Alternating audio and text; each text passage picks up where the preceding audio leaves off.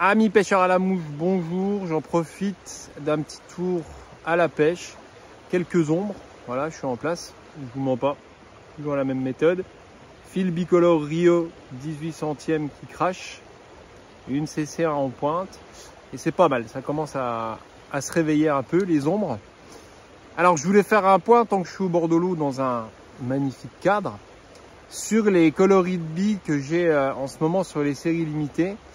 Parce que c'est quand même méga intéressant de aller plus loin dans les coloris de billes que ce qu'on voit sur du tungstène et du laiton. Et dans l'utilisation des billes en verre, quand on doit pêcher avec des nymphes super légères qui sont données par le verre, qui a une vraie utilisation, je vous l'ai déjà dit dans une autre vidéo qui viendra de plus en plus importante parce que le laiton c'est déjà trop lourd. Et en fait, le verre offre des coloris incroyables. Et je vais faire un point ici parce que j'ai trouvé tellement de bons coloris qu'on va faire une petite pause pour en parler. Alors déjà, on va les lister, ces coloris dont on va parler. Donc, il y en a pas mal. Ce sont déjà tous les coloris de billes en verre avec reflet métallique. Olive métallique, gun métal, or, argent, cuivre. Voilà. Et on continue ensuite sur les coloris incroyables que vous trouverez que sur les perles en verre, tellement il y a de nuances et c'est vraiment incroyable. Donc notamment le coloris que j'ai appelé olive pitcholine, cette espèce d'olive huileux mat qui est incroyable. Et le coloris blanc nacre.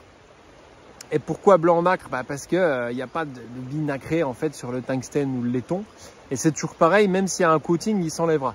Alors que dans les perles en verre, c'est un coating qui est dans la masse. Donc c'est ça qui est fantastique, c'est teinté dans la masse. Et finalement, l'incroyable orange spot, voilà, qu'on peut pas zapper. Alors, quelle utilisation de coloris de billes en fonction de quel type de pêche? Alors je vous le rappelle et j'insiste lourdement, parce que je suis le roi de la nymphe lourde, donc ça plaît à beaucoup de personnes, à d'autres personnes ça leur plaît pas. Je spécialise dans la nymphe lourde, céramique, tungstène et plomb. Mais comme on doit savoir pêcher juste, ces petites pheasant tail extra light que je produis en ce moment sont très très efficaces et donc avec des coloris de billes incroyables. Donc notez bien que ces coloris de billes, tous ceux que je vous ai cités là, ne sont disponibles que sur des nymphes très légères. Après vous pouvez aller lester le corps et faire des nymphes plus grosses, plus dodues. Mais les lestages en sous-corps amènent souvent des nymphes grosses et donc pas petites et donc pas pour les poissons éduqués. Voilà, c'est là que j'ai des problèmes avec les lestages sur le corps et c'est pour ça que je vous propose ces pheasant tail dans des lestages super légers. Et il y a plein d'utilisations, j'ai fait une vidéo là-dessus. Alors, si on commence sur des pheasant tail légères, le coloris olive métallique, on va les prendre dans l'ordre que je vous ai dit. Cette olive métallique là, déjà, il est plus beau que les olives métalliques tungstène et laiton. Ils sont pas vraiment dedans. C'est des olives un peu trop vert bouteille. Alors que cette olive-là, il est vraiment olive Baetis rhodani qu'on va trouver dans la rivière.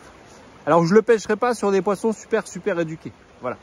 Je pense que à l'étiage, quand les eaux sont très basses, avec des poissons très éduqués, par exemple la sorgue, la touvre, je prends toujours les mêmes exemples français.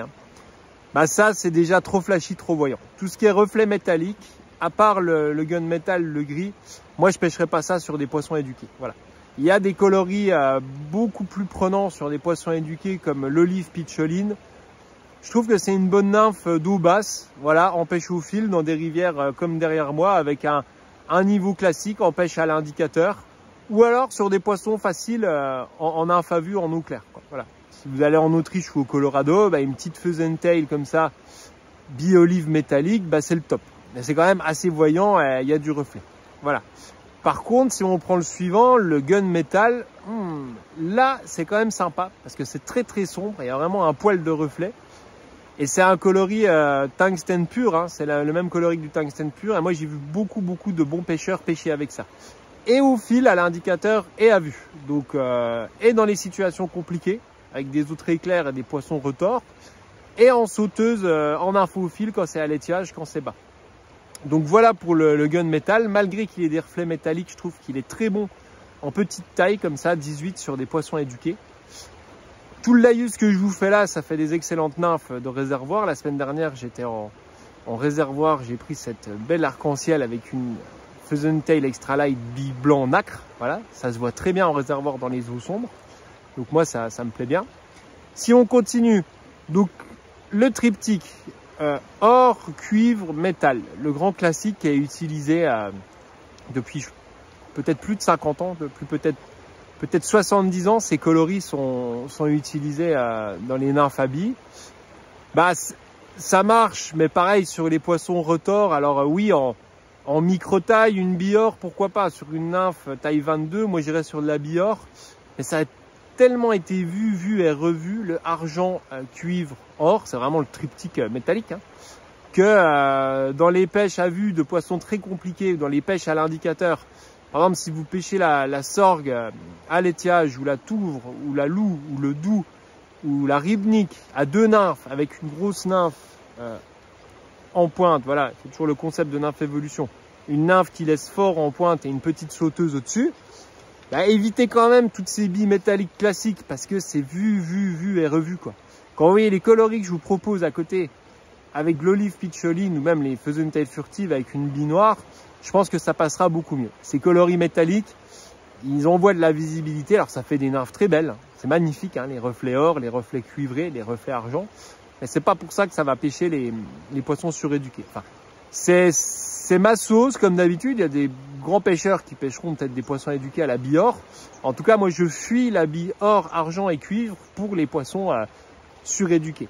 Voilà. Par contre, en nymphe à l'indicateur, au-dessus d'une nymphe lourde ou sous un pompon, dans les courants comme ça, où il faut faire de la prospection, où les poissons sont moins matraqués que dans les eaux cristallines, bah, c'est des coloris fantastiques. Voilà. Donc ça, c'est pour le triptyque or, cuivre, argent. Maintenant, on va passer à un de mes coloris préférés, je vous le cache pas, c'est cette olive pitcholine. Pourquoi ça marche? Juste parce qu'en fait, ça n'a jamais été présenté dans le monde de la pêche à la mouche.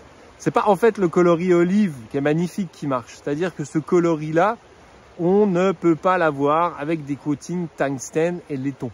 Donc en fait, rien que le fait que vous proposiez quelque chose qui n'a jamais été vu, eh ben ça marche. Voilà. C'est aussi con que ça, mais les poissons, ils voient passer les mêmes tendances de nymphes, et dès que vous trouvez un coloris qui sort du mainstream produit en Chine ou dans l'industrie, parce que le fly tying en fait c'est du matos d'industrie, bah rien que ça suffit à faire la différence. Donc effectivement un coloris terne, mat, comme l'olive pitcholine, qui est déjà prenant parce que ça ressemble aux larves d'éphémères qu'on voit dans la rivière, bah c'est sûr, si les poissons n'ont jamais vu ça, si vous êtes le seul à posséder ce type de nymphe, bah, c'est sûr que ça marche en fait. Je veux dire, c'est quasiment mécanique, quoi. En fait, c'est statistique.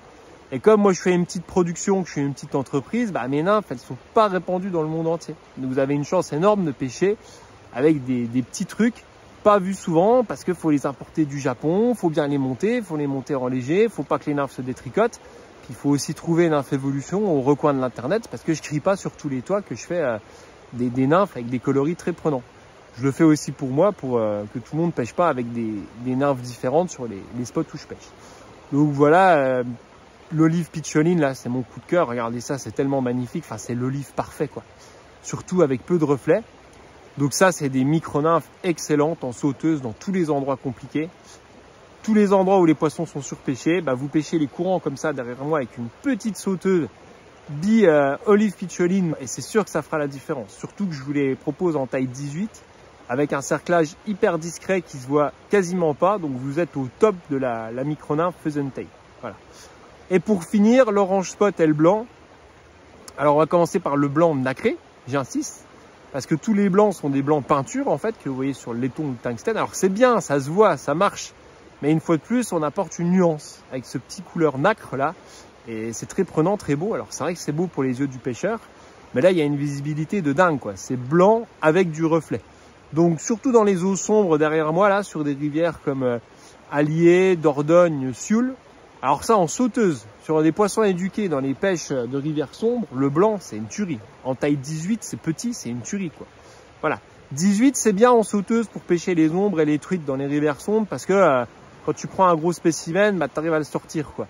20, tu fais un ombre, tu fais un pépère de 48 ou une truite de 52 sur la Sioule. En taille 20, ouais, c'est quand même pas les pleins pouvoirs. Alors que le 18, en pêche de courant, c'est très bien. Hein. Moi aujourd'hui, les poissons sont faciles. Je pêche en taille 16. Voilà, parce que les poissons sont ultra faciles, c'est pas des gros poissons. Mais par contre, si ça se complique et que les poissons sont matraqués à l'indicateur, je vais passer en 18. Il n'y a pas photo. Donc vous voyez, hein, ici, bicuivre. Voilà, il n'y a pas de miracle. Hein. Bicuivre, des poissons faciles dans les courants. Enfin, la bicuivre, dans les pêches de courant de poissons non éduqués partout sur Terre, c'est the référence, quoi. Je vous l'ai déjà dit 1 million de fois. Voilà, et pour finir, alors oui, la binacre excellente aussi en réservoir. Parce que, enfin, moi j'aime bien voir ma nymphe quoi, en réservoir. Voilà. Donc je pêche gros. Taille 18, c'est gros hein, en réservoir. Hein. Les bons pêcheurs à vue en réservoir descendent en taille 20, 22. Mais moi, c'est pas trop ma limonade d'aller pêcher des arcs énormes de 2-3 kilos avec des nymphes en taille 20. Alors je le fais, hein, je vous proposerai des gamarres en taille 20. Il faut vraiment des très bons hameçons. Mais si je peux les attaquer en 18, t'as quand même moins de casse, moins de décroche. Le 18, c'est quand même la dernière frontière pour sortir des gros poissons, quoi. Le 20, je sais que ça prend plus de poissons, mais c'est vraiment... je pense que tu en perdras beaucoup plus en 20 qu'en 18. Voilà, et finale, la légendaire, l'incroyable orange spot qui a traversé les âges. Hein. Donc, moi, j'ai encore des souvenirs de vieux pêcheurs à la mouche de la basse rivière d'Ain qui m'ont raconté l'arrivée de l'orange spot dans les rivières du nord-est dans les années 80-90, mais c'était une dinguerie, quoi. Pêcher à vue avec une orange pot à Goumois, mais les ombres, ils faisaient 5 mètres pour venir prendre ta nymphe. Donc l'orange pot, ouais. Alors, il y a une légende que Ricardo, le Suisse, voir les interviews, m'a raconté. Je sais pas si c'est vrai, mais ça m'a l'air vrai. Pourquoi l'orange pot est si efficace? Parce qu'en fait, les poissons, eux, réfléchissent dans leur cerveau en température. Ils voient pas en beaux coloris comme nous, c'est bleu, c'est vert, c'est rouge. En fait, ils analysent une température, donc un peu de méthode scientifique. Donc c'est des Kelvin. Et la température orange qui est, je sais pas à combien de Kelvin. Mais en fait, ils associent ça, quand ils voient cette couleur, à une température dans leur cerveau qui est la même que la larve d'éphémère quand elle est à son maximum d'activité. Voilà. Je sais pas si c'est vrai. Ça m'a l'air vrai, en fait, que l'orange spot, c'est ça. Parce que l'orange spot, c'est quand même une nymphe qui marche. Il y a quand même une explication. Donc je pense que c'est ça. Donc la couleur orange, la bille orange renvoie une température qui signale au poisson, cette larve là, elle est au max d'activité et elle va bientôt émerger, quoi. Donc vite, il faut la choper. Voilà. Je pense que c'est vrai ce que m'a raconté Ricardo. En tout cas, l'orange spot, c'est une nymphe de tueur, quoi, pour la visibilité. C'est vrai que c'est très visible et ça prend du poisson partout. Voilà. Bon, moi je vais retourner pêcher un petit peu quand même parce que voilà, c'est pas mal. Hein. J'ai fait 5-6 poissons avec toujours la même méthode depuis 20 ans, 30 ans, 40 ans. Avec mon petit Totoc 3D, voilà, très simple. Hein. Voilà, vous voyez le beau bicolore Rio, il crache hein, le Rio, la petite CC1, toujours pareil. Et voilà, donc je résume les incroyables coloris de billes que j'ai en ce moment. Donc les métalliques, olive métallique, gunmetal, cuivre, or, argent. Les très discrets, l'olive pitcholine. Et puis les grands classiques, le blanc nacre et l'orange spot. Allez, bonne pêche à vous. Moi, j'y retourne. J'ai encore une paire de courants à explorer. Et à bientôt. Ciao.